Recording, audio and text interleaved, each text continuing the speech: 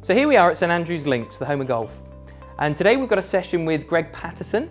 Greg is a former Scottish international who is now trying his luck on the pro circuit. Greg's just come in today and he's had a time away and he started to struggle a little bit with his driver. So we're going to take a look at a couple of shots with you, Greg, and see why that ball's leaking over to the right hand side and also why we're losing a little bit of distance. So if we move in, hit a couple of shots for me, we'll go from there.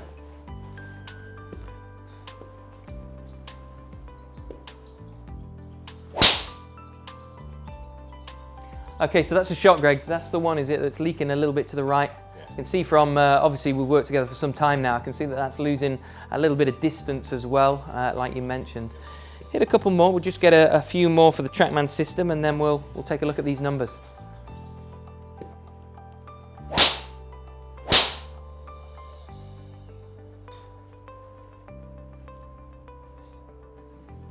Right, okay, Greg, so just looking at some of the data there from those shots that you hit, we're just looking at the very last shot there, which you can see highlighted on that dispersion screen.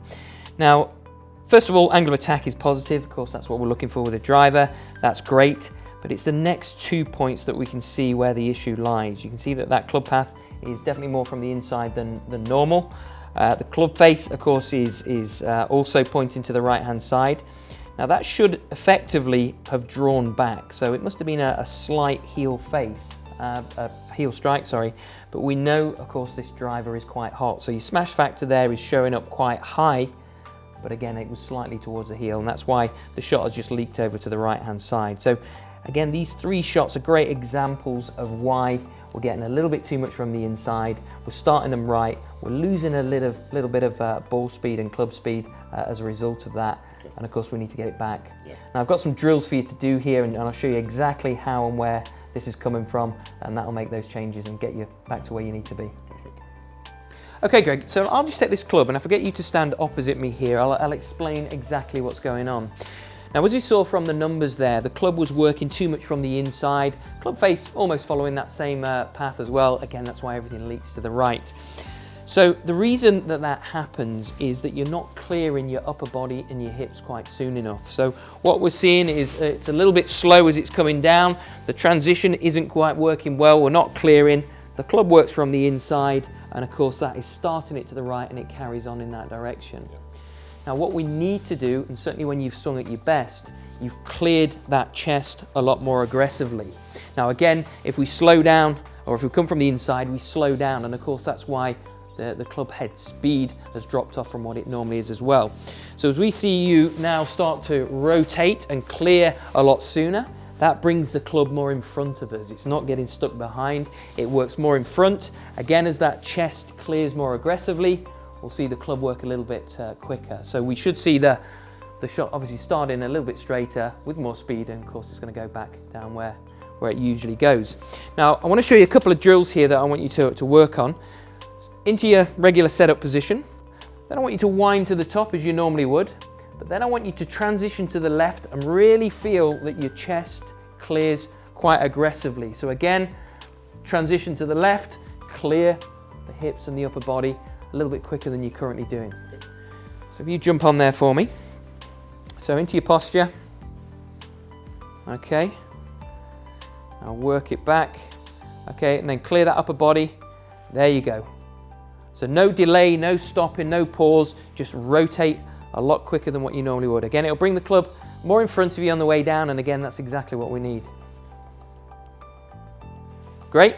Okay, another good drill for you here. If you take your setup position for me, now I'm just going to put my foot in front of the driver. Now I want you to push against my foot. So try and push my foot down the range.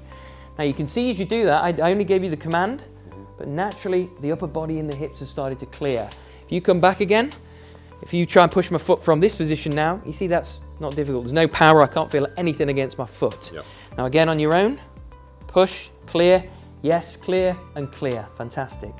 Okay, just try practice swing first and then we'll go ahead. So really clear that upper body a little bit sooner. There you go, that's fantastic. Let's pop one on a tee for you. Okay, the same thing.